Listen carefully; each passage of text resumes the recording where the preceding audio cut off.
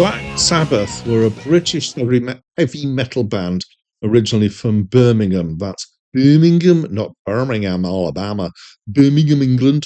They were formed in 1968 and they are known for being a foundational metal band, especially in the area of doom metal. They incorporated horror themes into their music. The thinking was that people enjoyed watching horror films and reading horror comics and reading horror books. Why not listen to horror music as well? They were known for being fronted by Ozzy Osbourne, and that was true up until 1979, when he was replaced by Ronnie James Dio, and then again he was replaced in 1983 by Ian Gillan.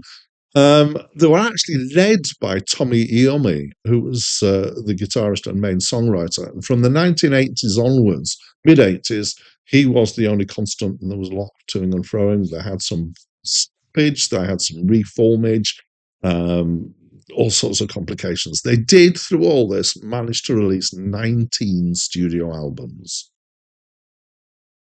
Hi, my name's Dan, and this is a review of the album Heaven and Hell by Black Sabbath. It was released in 1980. It was their ninth studio album, and this is my first encounter with it, my first time listening to it. It was their first album without Ozzy Osbourne as their lead singer. I had not expected Ronnie James Dio to be singing, but here he is. I didn't know enough about the history of Black Sabbath. Now, I have looked into Black Sabbath before because I've done reviews, at least one other review of their albums, but I'd forgotten if I'd ever known that Ronnie James Dio took over lead singing for them at this point. So we last heard him on this channel 9 months ago on an album that he sang on, which was released 4 years previously, which was Rainbow's Rising. And I really enjoyed that album. And he's quite a bit of why I enjoyed that album. I enjoyed this album as well, not quite as much as that one, but he's also quite a strong part of the reason why I enjoy this album. It's quite similar. And there was definitely this kind of small world of British heavy rock that involved people like Rainbow and Deep Purple and Black Sabbath and others. And this kind of is fitting more into the Rainbow kind of world, I would say, than what I think it was the earlier, slower doom metal of Sabbath. So this is tighter and more blues centered than I think of earlier Sabbath as being. And it's basically heavy rock slash metal, depending on where you draw the line, but with a strong blues element in it. There's some tight and some very good playing here. It's very guitar centered with just occasional bits of keyboard in here. It's definitely kind of a Guitar Hero stuff. Tommy Iommi is in charge of this. He's basically leading the band as he always did. And so musically, he's kind of front and center. The drums are tight. The bass playing is good.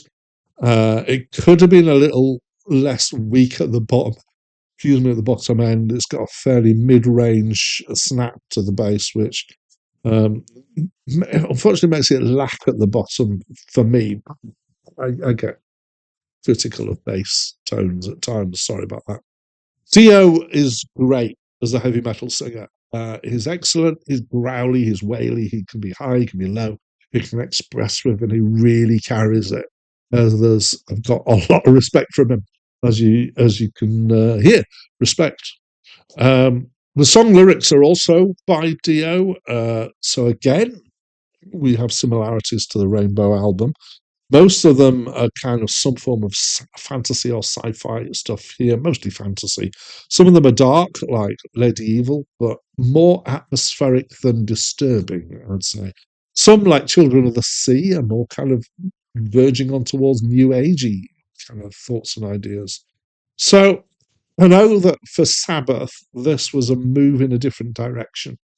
It's one I can enjoy, probably more than some of their other stuff, although I recognise it's a move for them towards maybe a safer and more central hard rock sound and lyrical area than some of their earlier stuff. So it's, where are we, 1980? A lot of bands who are kind of somewhat controversial earlier or somewhat different, kind of centralising themselves in terms of commerciality around this time. And I think maybe that's, I can attribute that to Sabbath here as well. So I liked it quite a bit. But as always, I'd love to know what you think. Now, it may be that there are some people who absolutely hate this album because it's not an Aussie album for Black Sabbath, and I respect that view. And but I'd love to hear from you if that's the case, or whatever it is you think of this album. I'd love to hear from you. I do enjoy reading people's comments. But that's it from me for now.